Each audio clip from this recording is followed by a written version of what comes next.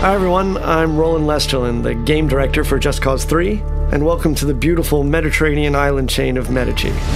As Rico Rodriguez, you'll explore all 400 square miles of this vast open world. But right now, let's just jump straight into freefall towards the town of Alba.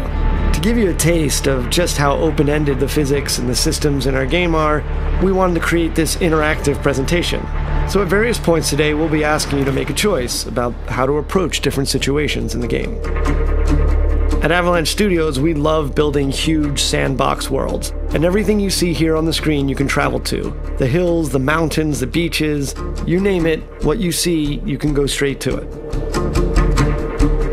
The story behind Medici is that it's being held under the brutal control of the dictator General Di Ravello.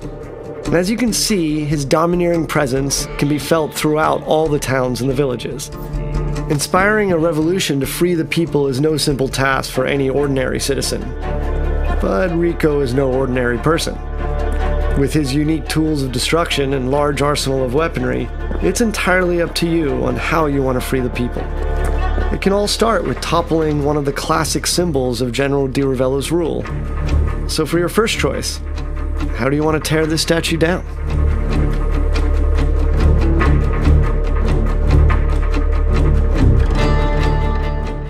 So the first thing is we'll weaken the statue a little bit.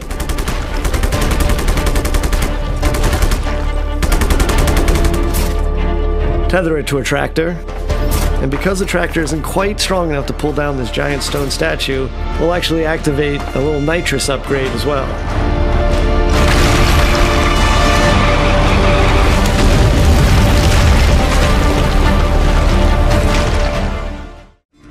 Great choice, and very much a favorite with the team.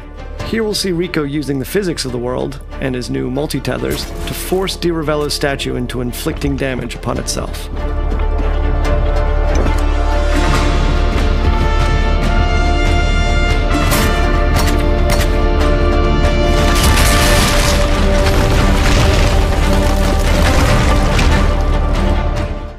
Alright, well let's look what happens when you combine Rico's new multi-tethers with a bit of physics and a little C4. Unlike JC2, C4 and JC3 is unlimited, so you should never feel restricted or worried about using up your reserves to cause a bit of mayhem.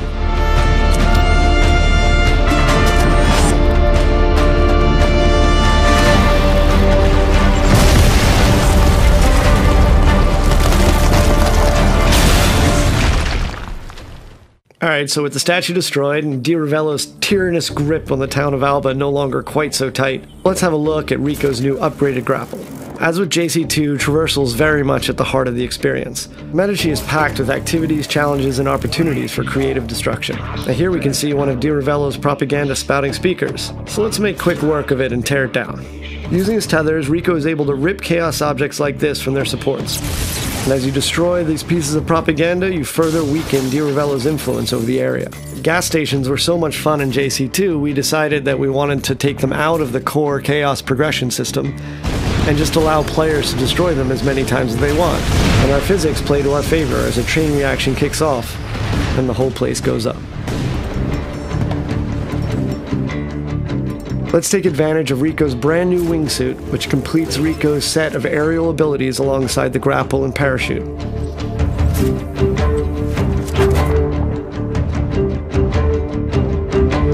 As you can see here, the sense of speed with the wingsuit deployed is unparalleled, and with the right terrain we can cover huge distances very quickly. Just as with the parachute, Rico can use his grapple to pull himself along, thus giving him an additional speed boost. The combination of the wingsuit, the grapple, and the parachute allows you to fluidly move through the environment and have tons of fun doing it. Here we're coming to one of our big port bases. This imposing naval facility not only builds massive ships for Di Ravello, but contains huge spherical fuel tanks and distillation towers. One of the game's largest explosions is contained within. How would you like to approach this? There are a lot of options at your disposal.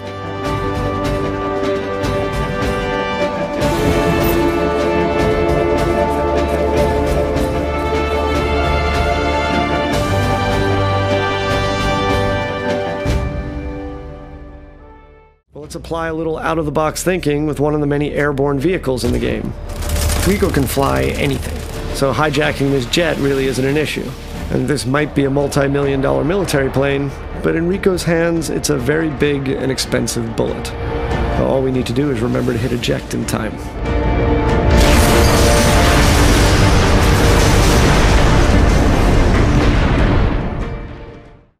Vehicles in Just Cause 3 are far from just a means of transportation. They're great for getting from A to B quickly, sure, but they double up as well as big four-wheel projectiles. Let's see what happens when Rico uses a nearby Jeep with that thinking in mind. Rico can also deploy his parachute directly from vehicles and get a great view as the destruction unfolds.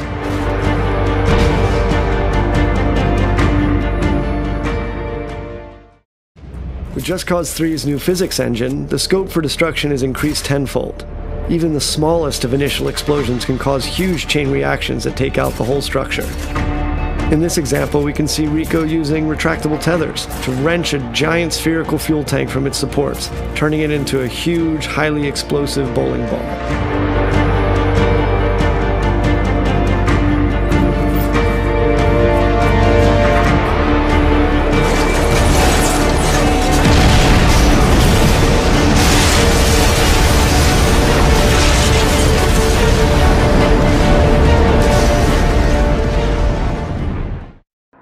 Alright, so we've blown up the refinery and we've seen the cascade of destruction. Now let's take to the roads in a souped-up sports car. In Just Cause 3, there are over 80 different air, land, and sea vehicles for you to drive, crash, do whatever you want with. Our driving model has been completely overhauled since Just Cause 2, giving players more control over the vehicles themselves as well as increasing their destructibility. And of course, there are numerous race challenges for you to play that'll allow you to unlock vehicle-based mods to improve your rides. We're not a racing game, so going off-road in our world can be lots of fun. Our state-of-the-art destruction extends even to vegetation, so if you're under heat trying to get away from people, you can plow through fields of sunflowers and lavender fields, even through bushes and trees. So we'll stop here. Thought I'd give you an opportunity to blow up something truly massive.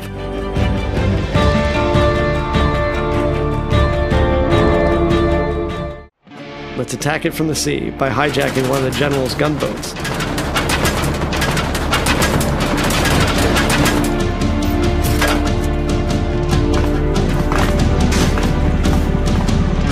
You'll notice that the water in the game has real physical properties. We have wakes from other boats. The waves get bigger the further out to sea that you go, which of course helps make sea races and the gameplay on the ocean even more fun and unpredictable. The heavy artillery should help us take out the bridge supports. Shooting out the supports however you want will result in the bridge destroying in totally different ways every time.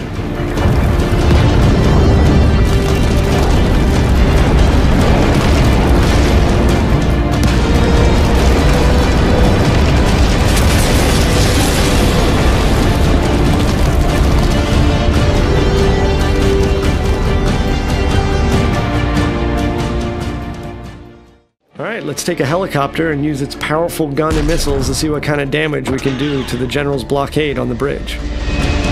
Shooting out the supports will result in the bridge destroying in different ways every time. We wanted to make this fun and creative, so come up with as many different ways to use this huge piece of destruction to your advantage.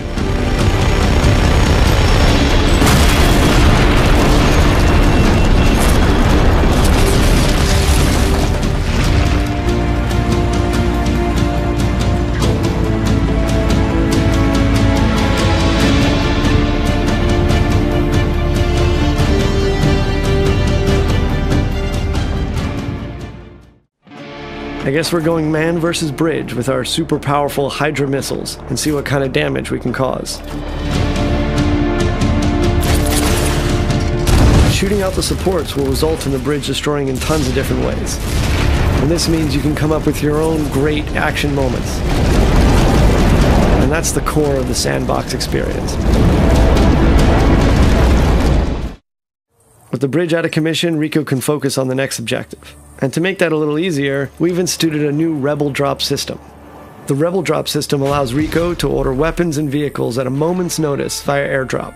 And it gives you yet another tool to pull off that crazy idea. This beautiful and peaceful flight offers us another opportunity to show off a new feature, and that's our new stunting system. So we moved away from the specific authored points on vehicles from JC2 and allowed the player total freedom on top. So if you jump out onto the plane, you can actually walk around the plane wings themselves. And of course, the plane itself can be used as a means of destruction. Maybe we should get off the plane first. Let's swap out wings for wheels and take a motorbike for the remainder of our journey. And while it's nice to weave along Medici's roads with the wind in our face, it is inevitable that Di Ravello's men will catch up. You can do combat directly from the bike, and eventually defeating Di Ravello's military.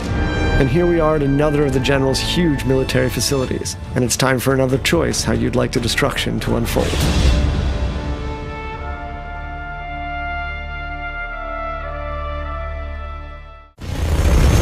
Yeah, sometimes you don't need vehicles or parachutes or an elaborate plan. All you need is a really big gun. And so Rico decides to take on the entire base on his own, with nothing more than a minigun for company.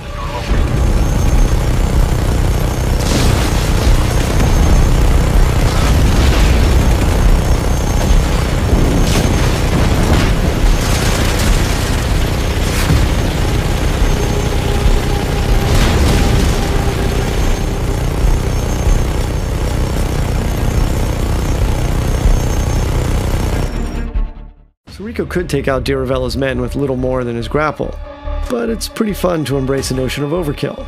Let's use the tanks.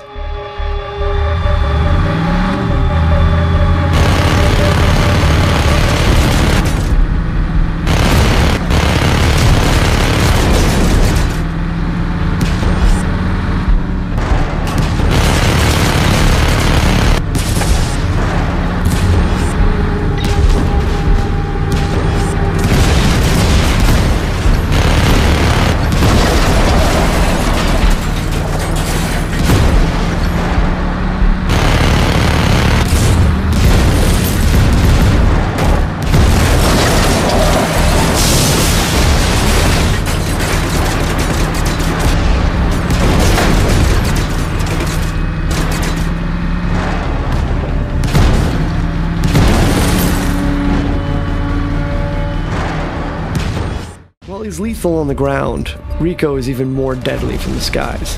With an improved stability while attacking from parachute, Rico is both less vulnerable to enemy attacks while also benefiting from an improved vantage point. Here you can see Rico using his grapple to tear down fuel tanks from the air, seamlessly switching guns to destroy anything that's causing him any trouble.